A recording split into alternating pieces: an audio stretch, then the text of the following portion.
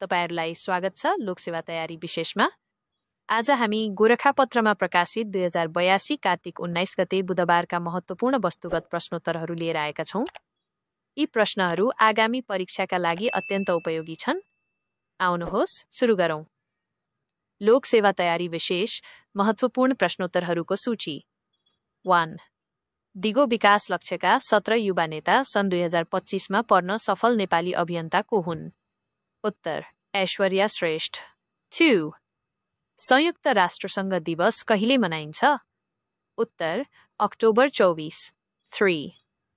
Gen Z पुस्ताद्वारा 2082 भदौ 23-24 मा भएको आन्दोलनका क्रममा मृत्यु भएका 45 जनालाई शहीद घोषणा गर्ने सरकारको निर्णय कहिले भएको हो?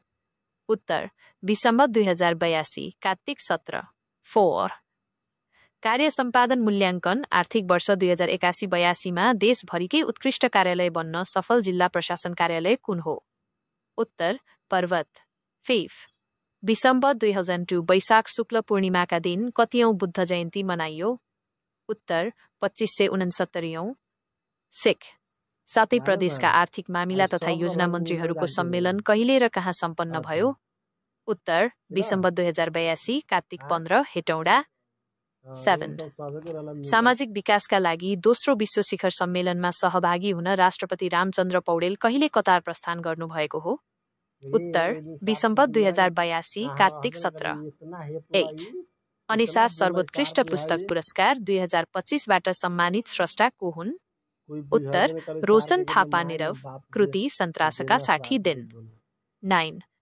स्मार्ट सहरी योजना र विकास सम्बन्धी राष्ट्रिय सम्मेलन कहिले सम्पन्न भएको हो? उत्तर विसम्बत 2082 कार्तिक 16-17। 10. सरकारले राष्ट्रिय सभामा रिक्त सदस्य पूर्तिका लागि कुन मितिमा निर्वाचन गर्ने निर्णय गरेको छ? उत्तर विसम्बत 2082 माघ 11।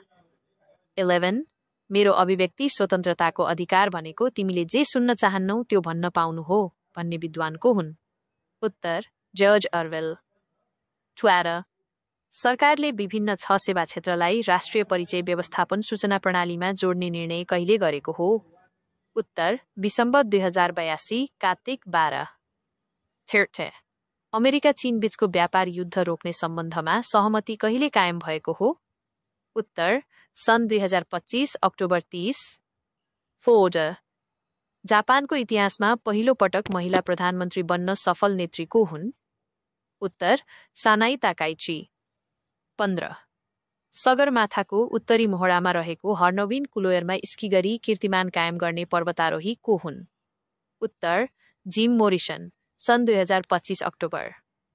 6 नेम्स।